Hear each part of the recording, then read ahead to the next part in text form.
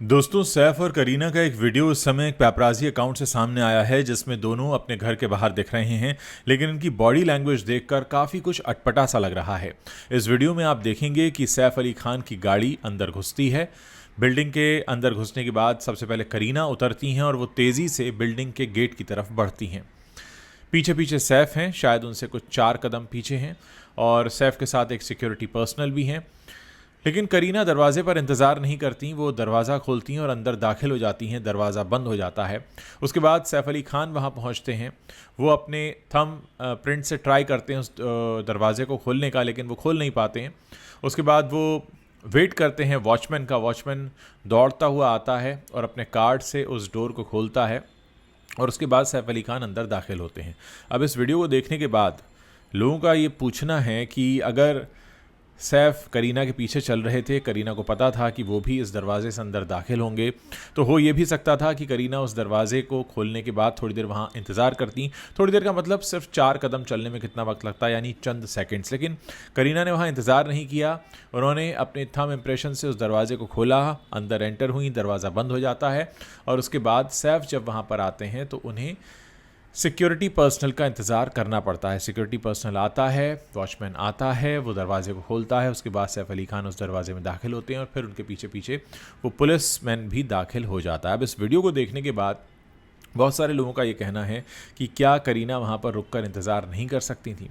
दोस्तों, इस पूरे वीडियो को देखने के बाद क्या आपको लग रहा है कि कुछ ऐसा है जो अजीब है, कुछ ऐसा है जो अटपटा है? आप एक बार इस वीडियो को फिर से देख सकते हैं और ख़ुद ये फैसला कर सकते हैं कि मैं जो यहाँ पर आपको बताने की कोशिश कर रहा हूँ, क्या आपको भी वही दिख रहा है?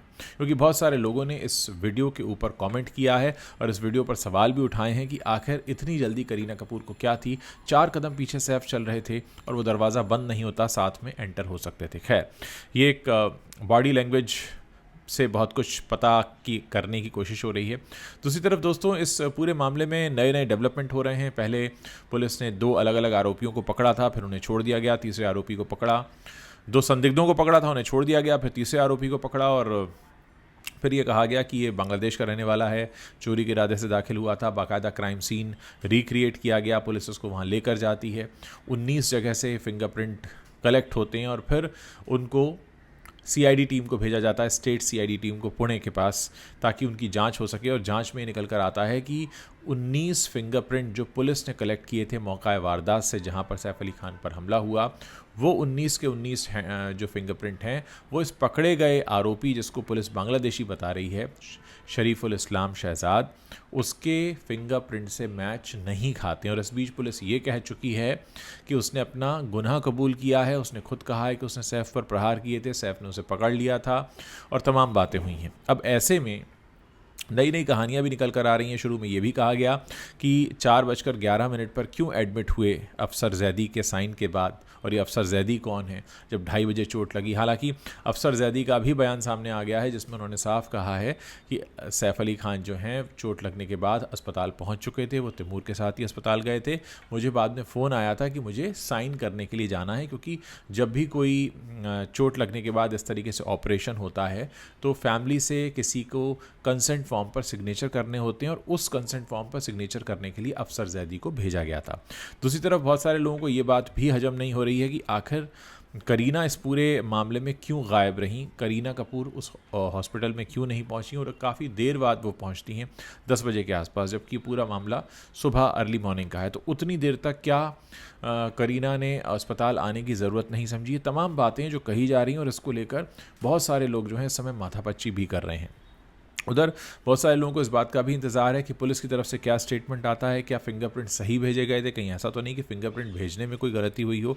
ये तमाम बातें हैं। और दूसरी तरफ जिस तरीके की बॉडी लैंग्वेज सैफ की दिख रही है, करीना की दिख रही है, उससे उनके आपसी संबंधों के बीच में भी कई तरह के सवाल उठ रहे हैं। साथ ही लोगों का ये कहना है कि अभी कुछ दिन पहले ही तो इनकी 6 घंटे सर्जरी चली, इतना बड़ा ऑपरेशन हुआ, ये तक कहा कि रीढ़ की हड्डी से सिर्फ 2 मिलीमीटर दूर रह गया था चाकू, और उसके बाद उनके शरीर के अंदर से चाकू का टूटा टुकड़ा निकाला गया और उसके बाद वो बिल्कुल आराम से चल रहे हैं जैसे कुछ हुआ ही ना हो। बहुत से लोगों का ये भी कहना है कि अगर किसी को बुखार भी आ जाता है तो उसको सही होने में 3-4 दिन का समय लगता है, लेकिन इनके शरीर पर तो 6 बार वार हुए थे।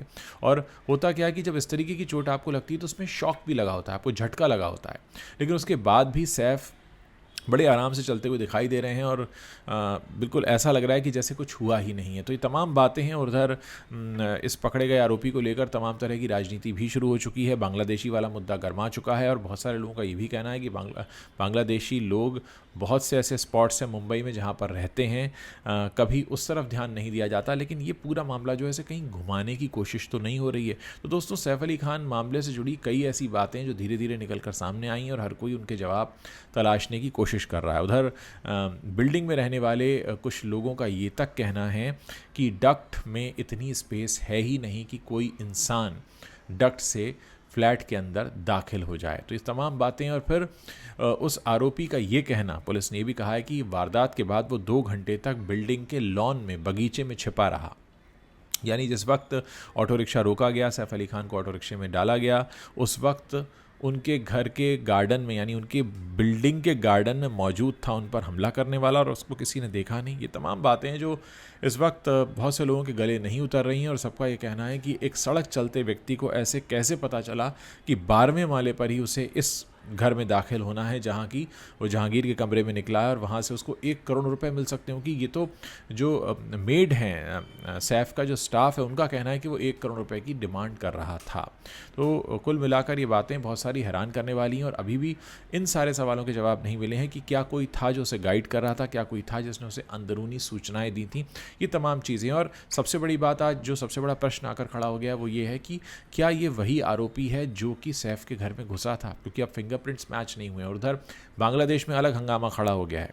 बांग्लादेश में ये जो पकड़ा गया आरोपी है, इसके पिता का कहना है कि मेरे बेटे की शक्ल सीसीटीवी वाले शख्स की शक्ल से नहीं मिलती है, और उनका ये भी कहना है कि वो इस पूरे मामले को दूतावास में ले जाकर उठाएंगे और ज़रूरत पड़ने पर भारत सरकार से भी अनुरोध करेंगे, बांग्लादेश सरकार से भी अनुरोध करेंगे कि उनके बेटे को जो पकड़ा गया है वो आरोप पूरी तरह झूठा है, उसे छोड़ दिया जाए। और इस बीच इस खबर का आना कि उसके फिंगरप्रिंट मैच नहीं हो रहे हैं, ये अपने आप में एक बहुत बड़ा धक्का लगा है, बहुत बड़ा झटका लगा है इस पूरे मामले को। और इधर ये जो वीडियो मैंने आपको दिखाया जिसमें सैफ और करीना की जो बॉडी लैंग्वेज है वो कुछ अजीब सी लग रही है कि आखिर उन्होंने ऐसा क्यों किया होगा या इस तरीके से चलने की क्या ज़रूरत थी। क्योंकि चंद कदमों का अगर फासला होता है तो हम अक्सर एक दूसरे का इंतज़ार कर लेते हैं, खासकर अगर इतना बड़ा हादसा किसी के साथ हुआ है और आप एक ही गाड़ी से आए हैं, एक ही घर में जाना है, एक ही साथ जाना है, एक ही दरवाजे से जाना है, उस स्थिति में भी वेट नहीं किया जाता। तो दोस्तों, क्या आप भी इस वीडियो को देखकर वही अंदाज़ा लगा रहे हैं जो बाकी के लोग लगा रहे हैं,